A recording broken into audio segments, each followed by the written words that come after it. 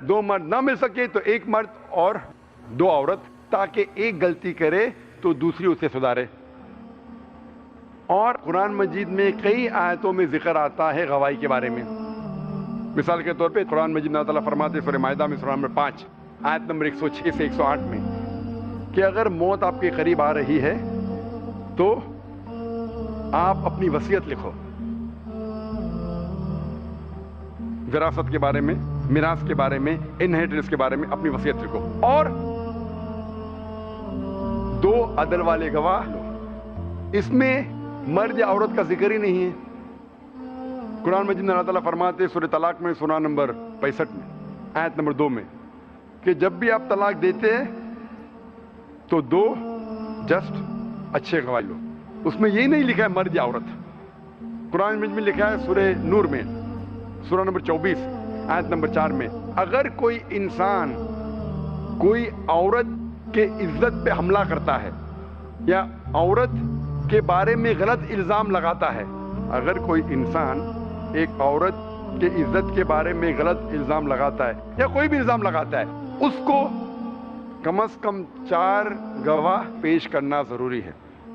اگر کوئی شخص عورت کی عزت کے بارے میں غلط چیز کہتا ہے، اسے کم از کم 4 گواہ پیش کرنا ضروری ہے۔ اس میں یہی نہیں لکھا ہے کہ گواہ مرد یا عورت ہونا چاہیے۔ تو اس سے ظاہر ہوتا ہے کہ گواہی عورت یا مرد کس کی بھی چل سکتی، صرف معاشی حالات میں۔ اور ایک آیت ایسی ہے جس سے صاف ظاہر ہے کہ ایک مرد اور ایک عورت برابر ہے، وہ ہے سورہ نور سورہ نمبر 24 آیت نمبر 6 سے 10 تک کے، جہاں لکھا ہے اگر کوئی آدمی اپنی اہلیہ اپنے بیوی کے بارے میں کچھ غلط کہتا ہے اور اگر اس کے پاس ثبوت نہیں ہے تو اس کی واحد گواہی کافی ہے۔ اسے 4 بار اللہ کا نام لے کے کہنا چاہیے کہ میں جو کہہ رہا ہوں سچ کر رہا ہوں، سچ کہہ رہا ہوں، سچ کہہ رہا ہوں، اور 5ویں بار کہنا چاہیے اگر میں جھوٹ کہہ رہا ہوں تو مجھ پہ لعنت ہو۔ اس کے فوراً بعد لکھا ہے اگر اس کی بیوی اس بات سے سہمت نہیں ہے، وہ بھی اکیلی گواہی دے سکتی ہے اور 4 بار قسم کھا سکتی ہے کہ جو میرے شوہر کہہ رہے غلط ہے، غلط ہے، غلط ہے، اللہ کو گواہ مان کے، اور 5ویں بار یہ قسم کھانا چاہیے کہ اگر میں جھوٹ بول رہی ہوں تو مجھ پہ لعنت ہو۔ اس سے صاف ظاہر ہے کہ ایک مرد کی گواہی ایک عورت کے برابر ہے۔ اسی لیے فقہا کہتے ہیں کہ صرف معاشی حالت میں جب کانٹریکٹ سائن ہوتا ہے اور اس وقت گواہی کے معاملات میں ایک مرد 2 عورت کے برابر ہے، اور کچھ فقہا کہتے کہ مرڈر کے معاملات میں، قتل کے معاملات میں، کیونکہ عورت کا ذہن ذرا ان مرڈر کے معاملات میں کمزور ہے، اسی لیے ایک مرد 2 عورت کے برابر ہے، لیکن عام طور پہ ایک مرد کی گواہی ایک عورت کے برابر ہے۔ اور کئی بار جس طریقے سے معاشی معاملات میں، فائنینشیل ٹرانزیکشن میں مرد کی گواہی بہتر ہے، اسی طریقے سے کئی معاملات میں صرف خواتین کی گواہی لی جا سکتی ہے۔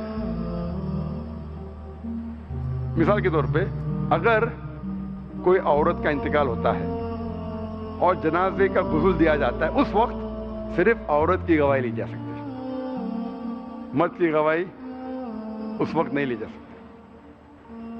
اور ہمارا دین مبنی ہے قرآن اور صحیح حدیث پر، اور آپ جانتے ہوں گے ہزاروں حدیث ہے جس کے اہم راوی کئی بار خاتون ہیں۔ اور ایک اچھی مثال حضرت عائشہ رضی اللہ عنہا جو محمد صلی اللہ علیہ وسلم کی اہلیہ تھی، ان کے ذریعے 2210 احادیث انہوں نے اکیلے روایت کی، اور ان کے راوی جو محمد صلی اللہ علیہ وسلم سے ڈائریکٹ ایک عورت ہے، ام المومنین، وہ خاتون تھی۔ یہ ہمارے دین کا بنیاد ہے، اس میں ایک ہی گواہ ہے۔ روایت ہوتی ہے صرف حضرت عائشہ رضی اللہ عنہا انہوں نے کہا کہ میں نے محمد صلی اللہ علیہ وسلم کو یہ کہتے ہوئے سنا، پھر وہ کہتی ہے دوسری کسی کو، تیسرے کو، چوتھے کو، لیکن گواہ جس سے محمد صلی اللہ علیہ وسلم کو کہتے ہوئے سنا یا کچھ کرتے ہوئے دیکھا وہ ایک خاتون تھی۔ اس سے یہ ثابت ہوتا ہے کہ عام طور پہ اسلام میں ایک مرد کی گواہی ایک عورت کے برابر ہے۔ 17واں عام سوال جو اکثر غیر مسلمان پوچھتے ہیں اسلام کے متعلق وہ یہ ہے کہ اسلام میں آپ مسلمان موت کے بعد زندگی کے بارے میں ایمان رکھتے ہیں۔ اسلام میں کہا گیا ہے کہ موت کے بعد زندگی ہے۔ یہ آپ کیسے ثابت کر سکتے ہیں؟ یہ ثابت کرنے کے دو طریقے ہیں۔ ایک طریقہ ہے کہ آج سائنس اور ٹیکنالوجی بڑھنے کے بعد ہمیں پتہ چلتا ہے کہ قرآن مجید میں 6000 سے زیادہ آیتیں ہیں اور ان میں سے 1000 سے زیادہ سائنس کے بارے میں علم دیتی ہمیں۔ آج سائنس اور ٹیکنالوجی بڑھنے کے بعد ہمیں یہ پتہ چلتا ہے کہ جو بھی کچھ قرآن مجید کہہ رہا ہے تقریباً 80% جو بھی کچھ قرآن مجید میں لکھا ہے آج سائنس اسے 100% تسلیم کرتی ہے۔ مثال کے طور پہ کس طریقے سے کائنات قائم ہوئی، سورج کے بارے میں، چاند کے بارے میں، ان سب چیزوں کے بارے میں جب ہم تحقیق کرتے ہیں آج کی سائنس یہ کہتی ہے کہ 80% جو ہمیں معلومات ملتے ہیں قرآن میں سے اگر ہم سائنس کے ذریعوں سے پرکھے تو پتہ چلتا ہے کہ وہ 100% صحیح ہے، باقی 20% ڈاؤٹ فل ہے، ہو سکتا ہے صحیح ہے، ہو سکتا ہے غلط ہے۔ اس میں سے ایک پوائنٹ بھی نہیں ہے، ایک آیت بھی نہیں ہے جسے سائنس نے غلط ثابت کیا ہے۔ کچھ چیزیں سائنس یہ کہتی ہے کہ سائنس ابھی اتنی ایڈوانسڈ نہیں ہے، اتنے آگے نہیں پہنچی کہ وہ اس قرآن مجید کے آیت پہ کچھ کہہ سکے۔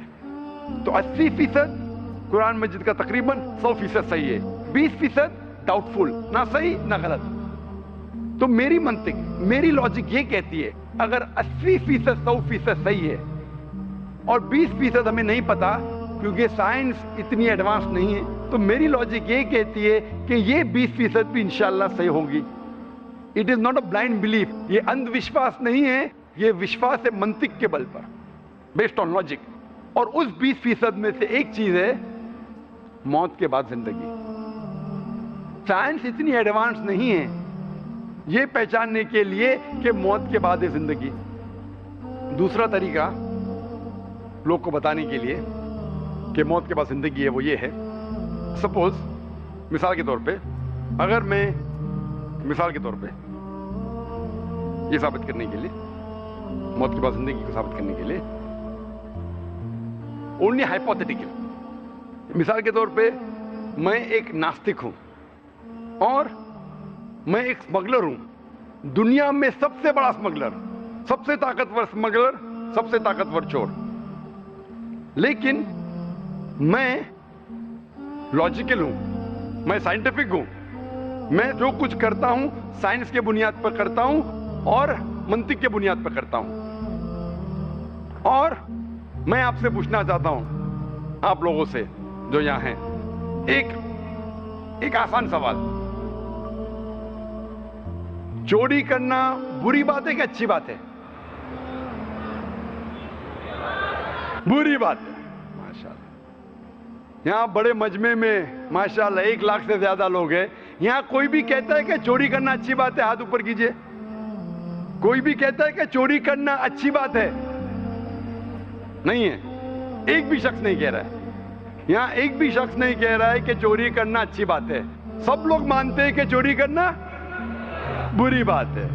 ماشاءاللہ ابھی مثال کے طور پہ جیسا میں کہہ رہا تھا کہ میں ایک ناستک ہوں، مثال کے طور پہ الحمدللہ مانتا ہوں اللہ میں، لیکن مثال کے طور پہ اگر میں ناستک ہوں اور میں سب سے بڑا ڈاکو ہوں دنیا میں، سب سے طاقتور چور ہوں، سب سے بڑا اسمگلر ہوں، لیکن میں سائنس اور ٹیکنالوجی میں مانتا ہوں، میں منطق میں مانتا ہوں، میں لاجک میں مانتا ہوں، اتنا بڑا مجمع ہے ماشاءاللہ 1 لاکھ